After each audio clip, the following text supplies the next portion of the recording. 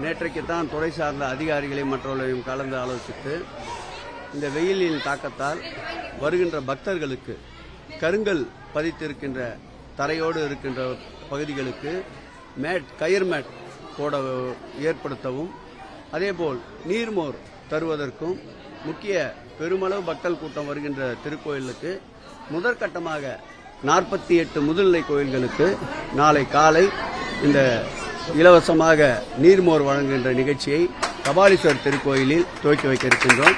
மாண்புமிகு தமிழக முதல்வர் அவர்கள் மக்களின் தேவைகளை நன்கு அறிந்தவர் என்பதால் தான் வெயிலின் தாக்கம் தொடங்குவதற்கு முன்பாகவே இந்த திட்டத்தை செயல்படுத்த மாண்புமிகு தமிழக முதல்வர் உத்தரவிட்டிருக்கின்றார். நேற்றைக்கு மாண்புமிகு தமிழக முதல்வர் உத்தரவின் பேரில்தான் உழவாரப் பணி அனைத்து மண்டலங்களிலும் 5 கிட்டுகள் அடங்கிய உழவாரப் பணிக்கு தேவைப்படுகின்ற அனைத்து உபகரணங்களையும் கட்டணமில்லாமல் இலவசமாக வழங்குவதற்கு உத்தரவிட்டு, அதோடு அந்த உழவாரப் பணிகளில் ஈடுபடுபவர்களுக்கு தேவையான உணவு மற்றும் குடிநீர் மற்றும் தேநீர் போன்றவற்றையும் கட்டணமில்லாமல் வழங்க உத்தரவிட்டிருக்கின்றார். அந்த பணியை நேற்றைக்கு துவக்கி வைத்தோம். அதேபோல் உலக முத்தமிழ் முருகர் பக்தர் மாநாட்டை மாண்புமிகு தமிழக முதல்வர் நடத்த உத்தரவிட்டதற்கு இணங்க ஜூன் அல்லது ஜூலையில் பழனியிலே உலக முருக பக்தர்கள் மாநாட்டை ஏற்பாடு செய்ய அந்த பணியிலேயும் ஈடுபட்டுக் கொண்டிருக்கின்றோம்.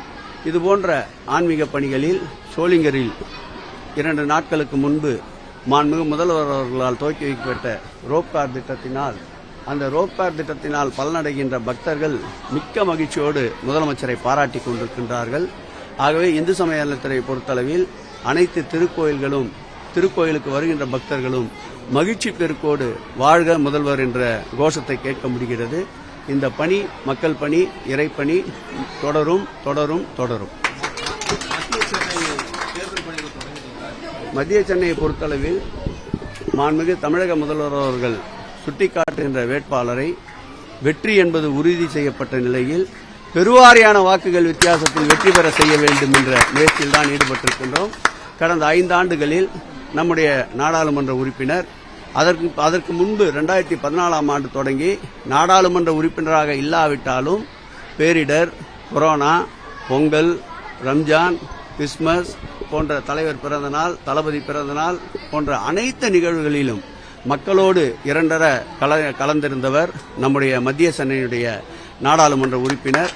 2014-19 அவர் நாடாளுமன்ற உறுப்பினராக இல்லாவிட்டாலும் மக்கள் ஏன் இவர்களுக்கு வாக்களிக்க தவறிவிட்டோம் என்பதை அவரை காணுகின்ற நேரத்திலெல்லாம் அவருடைய வெளிப்பாடு தெரிந்தது. 2019 நாடாளுமன்ற உறுப்பினரான பிறகு அவர் போகாத இடங்களே இல்லை.